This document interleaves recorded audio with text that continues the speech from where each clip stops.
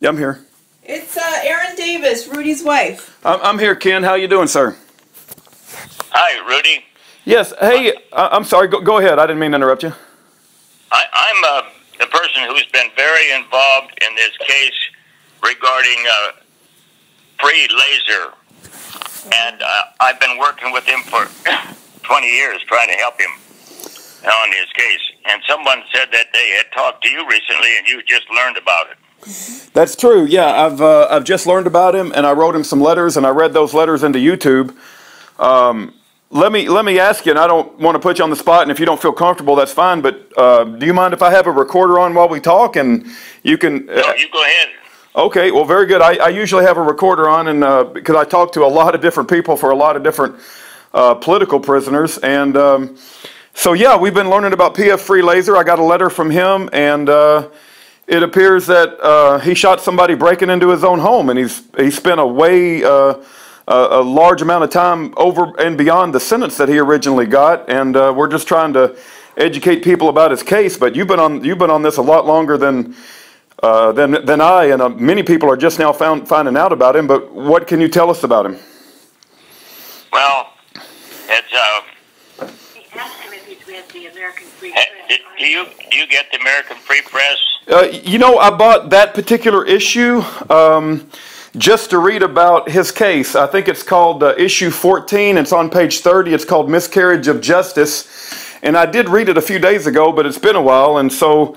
well, anyway, I wrote most of that article with and helped Mark Anderson put that together. Oh, good. Okay.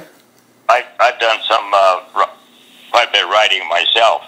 But it all boils down to 35 years now and counting, and he shot a guy in self-defense. He had a terrible lawyer who didn't, he just blew the case completely. He wouldn't even let Lazor testify until Lazor promised him he wouldn't say anything and just answer my questions, he said. I don't want you to be doing any extra talking. He said, we don't want to alienate the jury or the judge. And it was just a foolhardy approach. And he didn't use any of the key witnesses that Lazor suggested. And so he just rolled over. And it's all been downhill. Now, Lazor's determined not to give up on it, try to prove his innocence, and that's what I think the state of California can't stand it when somebody won't just cave in on him.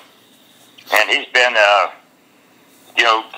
written guards up, and they don't like you reporting their faults, Right. And they've in turn written him up many times, but until this last year, we have a prison ministry, and I first got in touch with him by someone said, here's someone that would be interested in some Christian material, and so we started corresponding, but you never really know the full case. Most of the guys in there think they're innocent, or they feel like they were given a raw deal. So it wasn't until about a year ago where I started reading, he started sending me copies of some of the prison 2 or 3 page affidavits, risking their own safety and writing an affidavit in his behalf detailing some real heinous treatment he'd been given. Singled out continually. They'd get inspections and they'd single him out. In one case, one guy was rude. Said they didn't bother any of us else in the room, but they went through his material for 2 hours and left his place in a mess, and he keeps stealing his legal material. I mean, they violated his rights over and over and over again. And he was going to be, he had a parole hearing last June, and during the parole hearing, he submitted a 3-page affidavit by a guy who came out of another prison in California. He was supposedly had a reputation for being violent. He was a black guy who outweighed Lazor by 80 pounds. They put him in Lazor's cell, and they openly said they'd look the other way if this guy got the Lazor gave him any trouble and he needed to get rough with him. Wow. And the guy refused to do it. He ended up writing a 3-page affidavit about how these guards were continually harassing Lazor, and Lazor's defense. All of these guys these witnesses were saying Lazor never did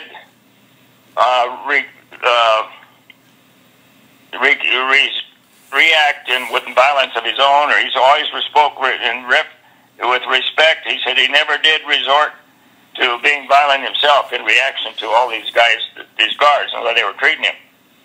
And I could email you one of these 3-page letters that's just amazing. When I started reading all that, I thought, boy, this is unbelievable.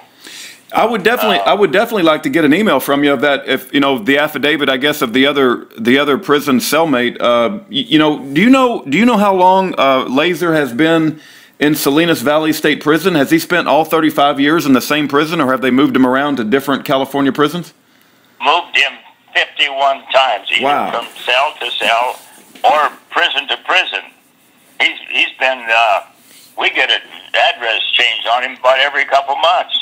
How long have you known about his case? How long have you known about him? Well, probably going close to 25 years now. Wow. Okay. All right. And so he has my phone number. I keep the credit card going for him. My phone. He can call me, and then I have. He's kind of started to rely on me during the last year for keeping all of his past supporters up to date on what's going on. And so I got a list in my computer for Lazor supporters. When something comes out, like when I helped write that article in AFP, I sent a copy to all of his supporters. And I've been writing to I kept thinking there's got to be some law school with a professor who would pick up on this and say, hey, to his students, anybody want to make this a class project or something? Right. I've written to 4 law schools out in California now, and I haven't even gotten a response yet. So, it was way last fall I started writing to law schools, so it hasn't resulted in anything. There's a great opportunity for some attorney to pick this up and score on a civil rights case here. Yeah, no, I have no doubt about it. I mean, I'm very familiar with how bad our prison industrial complex is and how bad the judicial system is. You mentioned something earlier. It really intrigued me. You said that you have a prison ministry. My wife and I also have a Christian prison ministry. We have a website where we advocate for various political prisoners. I don't know if you've had a chance to look at it. It's the title is Year of Jubilee. Jubilee is spelled with 1 E, just like the King James Bible. But if you get a chance, you might want to look at that. But I'm curious, how long have you and your wife been doing prison ministry work? Because I've never met anybody else that does this sort of work other than my wife and I, so we may have a lot in common. I might have a lot of questions for you. Well, golly, I guess we've been doing it probably 30 years. Wow. Well, after yeah, I definitely. Website again. It's a year of Jubilee. Jubilee is spelled with 1 E, and if you go there, on the front page is just political prisoner after political prisoner. And what we do is we collect legal documents, we collect letters from the prisoners, phone calls from the prisoners, and we advocate for their innocence. I understand what you said earlier. A lot of these prisoners claim they're innocent. Some of them are and some of them are not. And we try to use our Christian discernment. And if I find out that any prisoner is lying to me, I drop them like a hot potato. But I definitely would have a lot of questions for you. And I think you're in Texas too. We're just outside of Dallas. And I think, the more I learn about Lazor, the more I realize what an injustice has been done in his case. And I certainly want to help make noise and shine light, just like Gideon's army, for his freedom. And I look forward to receiving that email from you. But if there's anything that you have regarding your prison ministry that you could help send me, I would love to review that material as well. Okay, well, this person gave me your email. It's ruddavis@yahoo.com. Yes, sir. Two D's. That's right. That's right. Oh, one other thing I wanted to ask you. I told Lazor in the letter that I wrote to him, I said that I wanted him to call me, and I've been going to GlobalTel Link, and I put some money on the phone account so he'll be able to call me as well. And I let Lazor know that I want to record his voice, and I want his voice to get out on the internet, telling his story and, you know, what people can do to help, and if anybody has any questions. And I just believe that the more people become aware of these prisoners, God kind of brings people into the picture that you can't even, you know, we can't even begin to imagine. And I've seen God, you know, do that. Just bring people, you know, into the situation that, you know, normally wouldn't have even, you know, known about these prisoners. So I wanted to let you know and kind of ask you, do you think there's going to be any problem if I start putting Lazor's voice out on the internet, if he starts calling me, you know, if he decides to do that? Well, I don't have any take on that. I would guess I'd leave that up to Lazor. Okay. And right now, he just called me yesterday.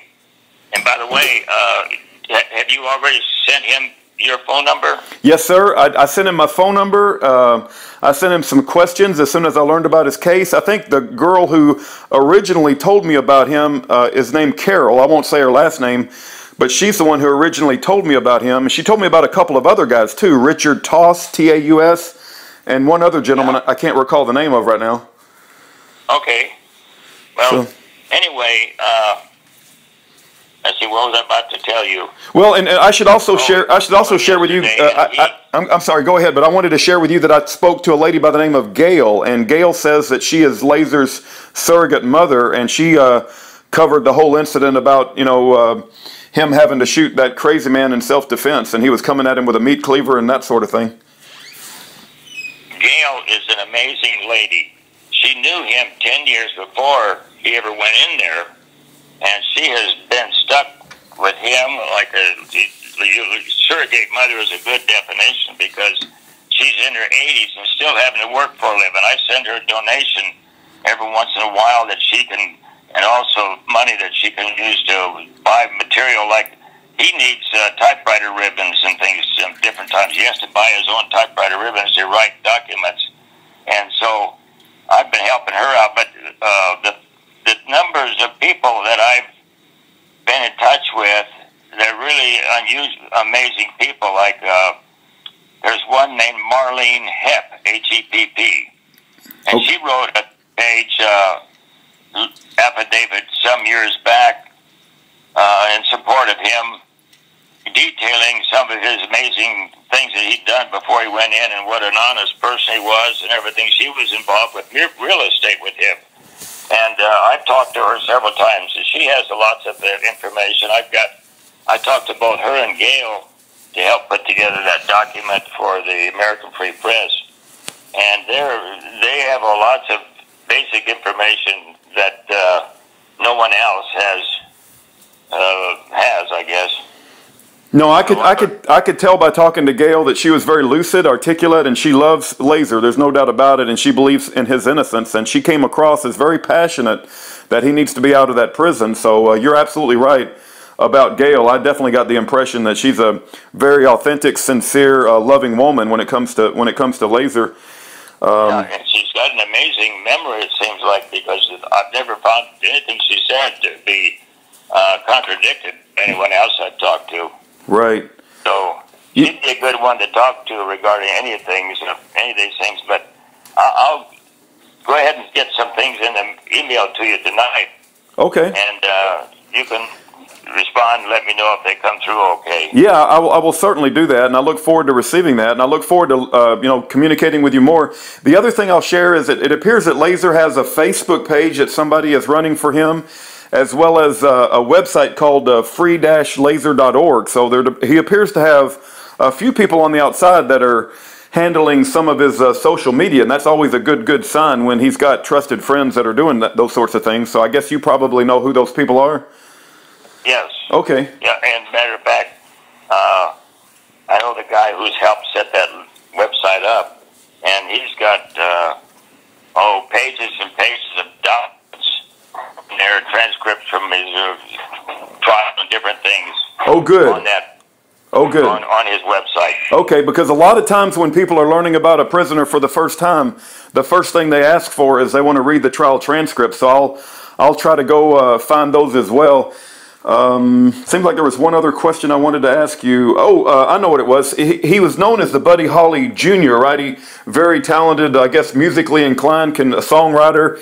And my wife was asking me earlier today, do you happen to know if any of his songs, is he a singer or does he just do songwriting? I mean, is there like some songs that he was a performer. He was the head of a band doing Buddy Holly tribute music.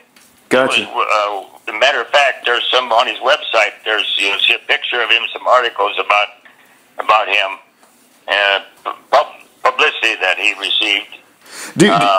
Have you ever heard? Is there any audio or video of him like that's still around that can be viewed today, or is it because I didn't know if I would say Gail might know that. I've never back in those days people weren't videotaping quite as readily as they do today.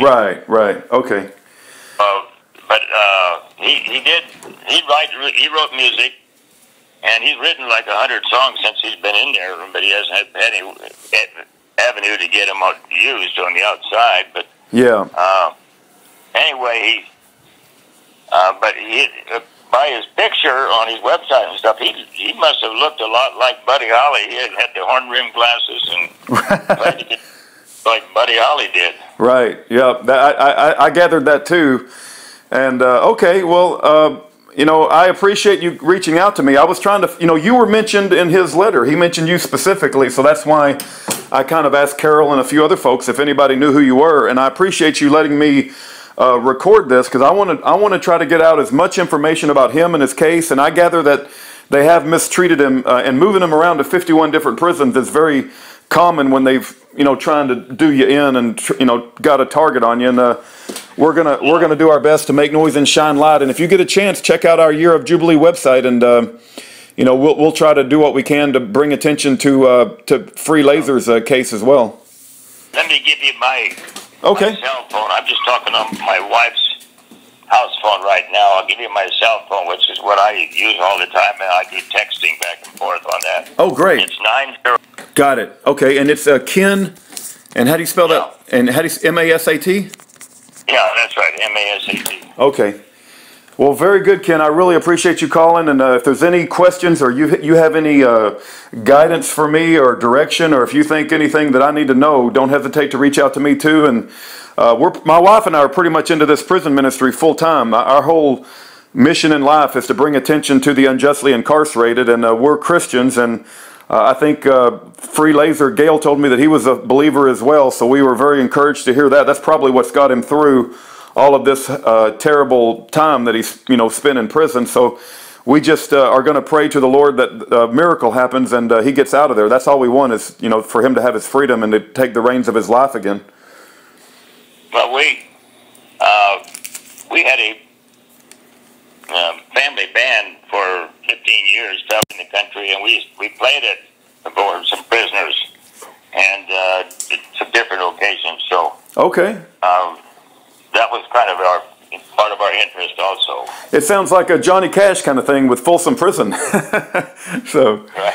Very cool. So I'm a retired airline pilot now, and I've got time to do more of this and help people right now. So I'm devoting more of my time to doing this. Well, very good. It's very encouraging to talk to you that, because like I said, I'm glad that there's still some empathetic souls in the world. So many times people turn their backs on these prisoners. They don't want anything to do with them. They're afraid that there's going to be like a government retaliation, and the prisoners start to lose all their friends who they thought they were their friends. But it's good that there's a few folks like you that you do the right thing regardless of what people think or what may happen, because it's just terrible when these prisoners, they lose their support system. But in Free Lazor's case, it appears he's got you and he's got a few other folks, so that's wonderful, and we're going to do what we can to take advantage of that and hopefully educate people. And thank God that you wrote that article for American Free Press. My wife says nothing but good things about AFP. She says they're a real good newspaper. I wasn't really aware of them, but my wife says nothing but positive things about them. Yeah, okay. All right, well, I'll get on this, and we'll be in touch again. Okay, thank you, Ken. God bless. God bless you, Rudy. Okay, bye-bye. Bye. Wow, that was Ken Masat, and he's working on the free laser case. And not only that, but got somebody else that's in a prison ministry. I mean, what's the odds of that? I got a lot of questions for that dude. But anyway, free laser. He's got a website, free-laser.org, and he's got a Facebook page too. I think it's facebook.com/free.laser. And he's also on the list of other prisoners. We may have to make a whole page just for free laser. We'll have to wait and see. Thank you for your time, and if you get a chance, please write Free Laser a letter. God bless.